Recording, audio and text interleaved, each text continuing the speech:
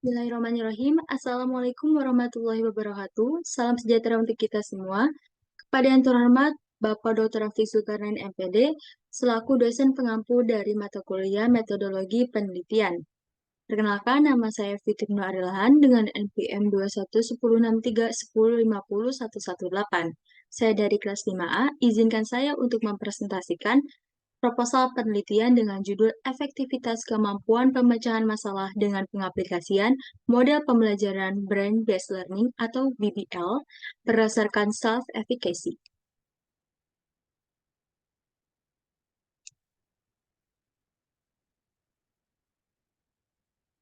Pembahasan pertama yaitu tentang latar belakang. Menurut Rofiati dalam Astika, Fitriati dan Rahmatullah, pada tahun 2021 menyatakan bahwa kemampuan pemecahan masalah yaitu upaya menemukan solusi dari permasalahan agar memperoleh tujuan pada matematika. Pemecahan masalah adalah kemampuan fundamental yang perlu dimiliki serta dikuasai siswa, sebab dipandang seperti jantung pada matematika. Namun, pada kenyataan di lapangan, kemampuan pemecahan masalah siswa masih dikategorikan rendah.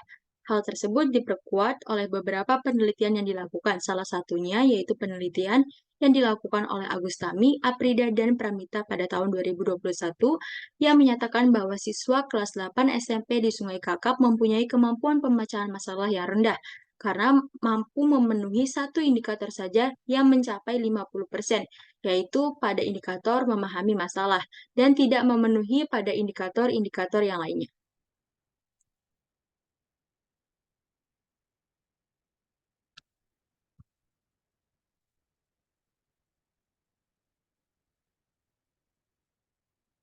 Oleh sebab itu, kemampuan pemecahan masalah siswa perlu untuk ditingkatkan lagi agar tujuan pada pembelajaran matematika dapat terlaksana.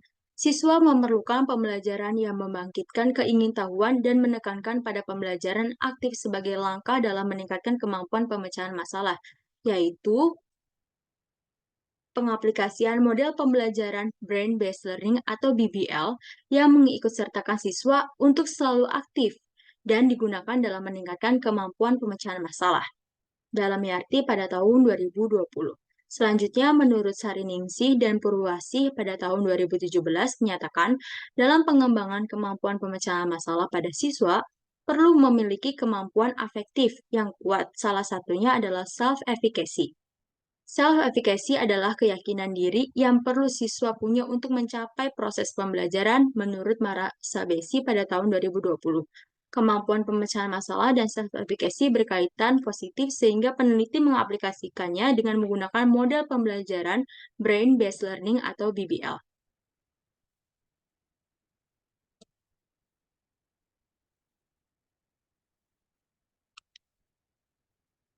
Kemudian di sini ada rumusan masalah yaitu apakah terdapat peningkatan atau perbedaan pada kemampuan pemecahan masalah dengan menggunakan model pembelajaran Brain Based Learning atau BBL dan siswa yang diajarkan dengan metode konvensional. Dan yang rumusan permasalahan kedua yaitu apakah terdapat hubungan antara model pembelajaran Brain Based Learning atau BBL dan self-efficacy pada kemampuan pemecahan masalah. Di sini ada tujuan dari penelitiannya, yaitu adapun tujuan penelitian yang dilakukan adalah satu untuk memenuhi untuk mengetahui ada tidaknya peningkatan atau perbedaan kemampuan pemecahan masalah dengan menggunakan model pembelajaran Brain Based Learning atau BBL dan yang menggunakan metode pembelajaran konvensional. Yang kedua, untuk mengetahui adanya hubungan antara model pembelajaran Brain Based Learning atau BBL dan self-efficacy pada kemampuan pemecahan masalah. Di sini ada manfaat penelitian. Untuk siswa sendiri, manfaat penelitian ini diharapkan dapat membantu untuk meningkatkan kemampuan pemecahan masalah matematika dengan menggunakan model pembelajaran Brain-Based Learning atau BBL berdasarkan self-efficacy. Kemudian untuk guru, manfaat penelitian yang dilakukan diharapkan dapat memberikan informasi mengenai model pembelajaran Brain-Based Learning atau BBL pada kemampuan pemecahan masalah matematika berdasarkan self-efficacy yang dimiliki siswa. Kemudian untuk peneliti sendiri, manfaat penelitiannya yaitu dapat menambah pengetahuan baru mengenai kemampuan pemecahan masalah dan model pembelajaran Brain-Based Learning atau BBL berdasarkan self-efficacy. Di Di sini ada tinjauan kepustakaannya, ya. Yang pertama yaitu kemampuan pemecahan masalah. Kemampuan pemecahan masalah adalah langkah mengatasi permasalahan yang dihadapi agar memperoleh tujuan.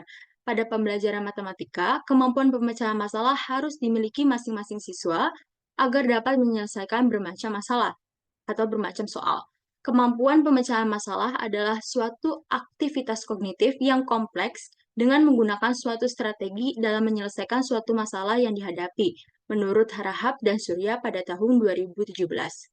Kemudian ada model pembelajaran Brain-Based Learning atau BBL. Menurut Widiana, Bayu, dan Jayata pada tahun 2017 menyatakan bahwa model Brain-Based Learning atau BBL merupakan model pembelajaran yang memberikan variasi baru kepada pembelajarannya itu karena tidak hanya bersumber dari guru saja. Dalam model pembelajaran ini, siswa dapat selalu aktif mengikuti proses belajar karena dilakukan pada lingkungan yang optimal dan memberikan keleluasaan kepada siswa untuk mampu berpikir dengan rangsangan stimulus kreativitas yang dimiliki. Kemudian ada self-efficacy atau efikasi diri adalah pengetahuan mengenai diri yang mempengaruhi kehidupan sehari-hari. Karena self-efficacy ikut berpengaruh terhadap setiap tindakan yang dilakukan untuk mencapai tujuan. Namun, self-efficacy tidak berhubungan dengan kecakapan yang dimiliki oleh setiap individu, melainkan keyakinan mengenai hal yang nantinya dapat dilakukan dengan kecakapan yang dimiliki. Self-efficacy intinya memusatkan pada komponen keyakinan diri yang dimiliki individu untuk menghadapi berbagai situasi, menurut Zagoto pada tahun 2017. Pada tahun 2019.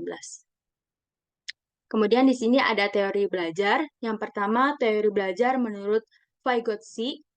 Menurut Rahman pada tahun 2019, teori ini dikenal dengan teori konstruktivisme karena memusatkan pembelajaran yang berlangsung terhadap lingkungan untuk menciptakan sosialisasi antara siswa dengan lingkungan yang mampu memberikan dampak, yaitu siswa lebih mengerti atau memahami pengetahuan yang ditekuni. Kemudian teori belajar Brunner. Menurut Brunner, dalam Anidar pada tahun 2017, teori ini menyatakan bahwa dalam proses belajar akan dapat berlangsung dengan efektif jika pendidik mampu memberikan kesempatan untuk siswa agar menemukan suatu konsep, teori, aturan, serta pemahaman menggunakan contoh-contoh yang ditemukan di kehidupan sehari-hari. Selanjutnya ada teori belajar menurut Ausubel. Teori belajar menurut Ausubel disebut juga dengan teori belajar bermakna atau meaning learning. Belajar bermakna merupakan suatu proses dalam menghubungkan beberapa konsep dengan informasi baru yang diperoleh dan terdapat pada aspek struktur kognitif siswa. Sehingga dalam proses belajar ini, siswa diharapkan membangun ilmu yang dimiliki sebelumnya berdasarkan Rifai dan Ani dalam Rahman pada tahun 2019.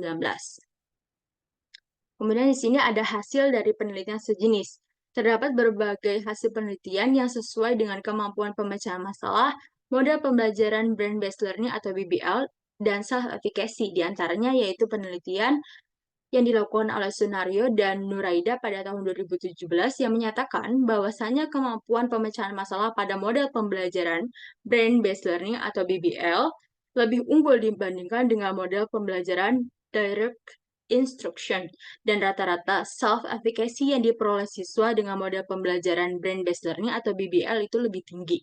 Sejalan dengan penelitian yang dilakukan oleh Rusida, Suherman, Suhendra, dan Rusdinal pada tahun 2020 yang menyatakan bahwa self-efficacy siswa pada pembelajaran matematika di kelas 7 dengan menggunakan model pembelajaran Brain-Based Learning atau BBL memperlihatkan peningkatan ke arah yang lebih baik daripada dengan memakai model pembelajaran konvensional. Di sini ada hipotesis penelitian, yaitu terdapat perbedaan kemampuan pemecahan masalah dengan menerapkan model pembelajaran Brain-Based Learning atau BBL dengan pembelajaran konvensional, serta terdapat hubungan antara model pembelajaran Brain-Based Learning terhadap kemampuan pemecahan masalah berdasarkan self-efficacy.